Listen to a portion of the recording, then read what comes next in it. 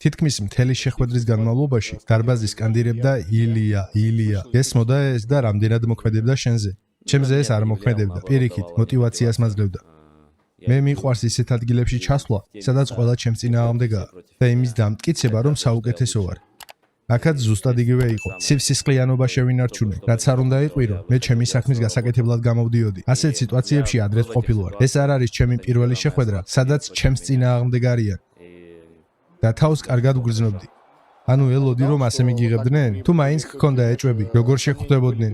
რა მოხდებოდა შეხვედრის დროს და ასე შემდეგ. იმიტომ რომ ჩხუბამდე ყველაფერი ნორმალურად იყო. არანაირი ინციდენტი არ მომხდარა. მოსალოდნელი იყო. მოსალოდნელი იყო რომ ჩემს წინააღმდეგ იქნებოდნენ. ეს ვიცოდი და ისიც ვიცოდი სად მივდიოდი. ბევრი ჩემი მეგობარი ცდილობდა გადაეფიქრებინა წამოსვლა და მეუბნებოდნენ არ წახვიდე, იქ ძალიან საშიშია. იქ გცემენ, გაგალამაზებენ და ასე შემდეგ. მე ვპასუხობდი, იქ მარტო შემიძლია წასვლა. ჩემთვის სულ ერთია. მე იქ საჭიდაოდ მივდივარ. ვინც არ უნდა, რაც არ უნდა ისაუბროს თქო. ამიტომ ასეთი ხალხი უნდა ჩამოიცილო, ვისაც ეჭვი ეპარება. შენ ყოველთვის დარწმუნებული უნდა იყო საკუთარ თავში და ბოლომდე მიაწვე, რაც არ უნდა მოხდეს. ეს სპორტია. კი, სადღაც ვიღაც ტრეშ-თოქს იყენებს. სადღაც ესაა, სადღაც ის, მაგრამ ზოგიერთ ადამიანს ეს არ ესმის. არ ესმით, რომ ჩვენ უბრალოდ ჩვენ საქმეს ვაკეთებთ ბრძოლის მისაღებად. ჩვენ ისედაც გვერჩივნა უბრალოდ ჩუმად გამოსულიყავით და გვეჩხუბა. იმის ფონზეც კი, რომ ამდენს ვლაპარაკობ, ტიტულზე ჯერ კიდევ არ მიჩხუბია. მე რომ არ მელაპარაკა, დიდი ხნის წინ გამაგდებდნენ ორგანიზაციიდან, როგორც რენატოს და ასე შემდეგ.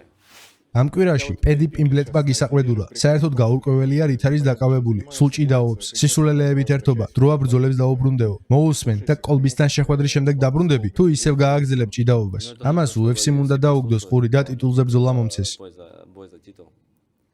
ასე რომ მალე ჩემს ბრძოლას გამოაცხადებენ. წინასწარ თარიღი და დროც კი მითხრეს. არის ინსაიდერული ინფორმაცია, უბრალოდ ზუსტდება.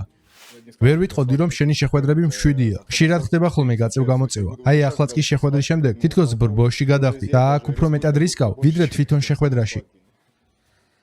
მართალი გითხრა არ ვიცი საიდან, მაგრამ სამწუხაროდ შიში არ მაქვს. შიში არ მაქვს. არ ვიცი ეს საიდან მოდის. მე ამას ვუყურებ როგორც სპორტს, მე არ ვუყურებ როგორც ეროვნებათა შორის კონფლიქტებს და ასე შემდეგ. ამის გამო აქ მშვიდად ვარ როგორც სახლში. ნუ კი, დაცვა გააძლიერეს, ბევრი ხალხი ჩამოვიდა, მაგრამ მაინც თავდაჯერებული ადამიანი ვარ. თუ ვინმეს რამის თქმა უნდა, შეუძლია პირში მითხრას. მე ყველა ჩემს სიტყვაზე პასუხისმგებელი ვარ. არმან, გუშინ რა მოხდა? შენ უნებლიეთ მოვლენების ეპიცენტრში აღმოჩნდი, როცა წრე შემოგარტყეს, ყვირილი დაგიწყეს. რა მოხდა იქ გუშინ? შენი გადასახედიდან. არა, ნუ კონფლიქტი დაიწყო. მერაბა მოულოდნელად დაარტყა. უბრალოდ მას უნდა ეთქვა, ჩვენს ძმაზე ნუ საუბრობ, სანამ ჩვენ აქ ვართო. და ამ დროს სანამ ისაუბრობდა, მერაბმა დაარტყა. ჩემი გადასახედიდან ის არასწორი იყო. მით უმეტეს სტუმარია, უნდა დალაპარაკებოდა, გაერკვია. მერე უკვე ოთახში რომ შევიდნენ, იქ უკვე ჩხუბი დაიწყო ერთ-ერთზე. მერე გაარკვიეს, ხელი ჩამოართვეს ერთმანეთს. მე უბრალოდ ეპიცენტრში ვიყავი. ანუ ჩვენ გვინდოდა იქ შესვლა. გვენახა რა ხდებოდა რომ გაგვეშველებინა. ჩვენ არ გვინდოდა ჩხუბი. იქ 100 კაცი გყავს. და ისე გამოვიდა წყლეტა დაიწყო. მე შუაში აღმოჩნდი. ვინ საით მეკაჩებოდა არც ვიცოდი. მეუბნებოდი გამიშვით, უბრალოდ გამატარეთ, არაფერი მინდა მეთქი. მაგრამ ამის გამო ვიღაცა მიფიქრა, რომ სადღაც ვიწევდი, რაღაცას ვაკეთებდი. ხო, ანუ ჩვენ აქ საჩხუბრად არ ჩამოვსვლართ. ჩვენ რომ ჩხუბი გვდომოდა, აქ არ დავიწყებდით ამის მოგვარებას. არმან პირველად ხედავ ასეთ აბდულ რაშიდს. ნუ ვთქვათ, გაცოფებული არ ყოფილა, მაგრამ ძალიან დაძაბული ჩანდა. არა, მაინც საკმაოდ მშვიდად იყო. მე რომ ყოფილიყავი მის ადგილზე, უკვე ჭკუიდან გადავიდოდი. სადღაც გავიქცეოდი, რაღაცას ჩავიდენდი. ის კი ცივსისხლიანი და მშვიდი იყო. მეც კი როცა იქ შეღწევას და სიტუაციის ნახვას ვცდილობდი, მეუბნებოდი შევიდეთ მეთქი. პირიქით მან დამამშვიდა. ყველაფერი ნორმალურად არის, გაჩერდი. აქ ყველაფერი მოვაგვარეთ. ანუ ყველაფერი რიგზია მშვიდად წადითო. როგორ ფიქრობ, გეიჯის გამარჯვება შენთვის სასარგებლო იყო? სატიტულო შანსის მიღების მხრივ. თუ პირიქით, თოფურიასთან თითქოს ისტორია გქონდა და მეტი შანსი იყო შენთვის მოეცათ სატიტულო ბრძოლა. ჩემთვის სასარგებლო არა, არ ყოფილა. რადგან თოფურიას რომ მოეგო, ბრძოლა 10 ჯერ უფრო მაგარი იქნებოდა. მე თოფურიას წინააღმდეგ. აქ ისტორიაა, ორი ახალგაზრდა.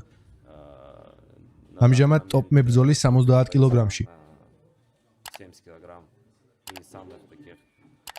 და ყველაზე ხმაურიანი ბრძოლა ჩემი და თოფურიას ჩხუბი იქნებოდა. გეიჯი ჩემს წინააღმდეგ, კი, ნუ, გეიჯი უკვე ცოტა ჩამოწერილი მფრინავივით, რაც არ უნდა იყოს.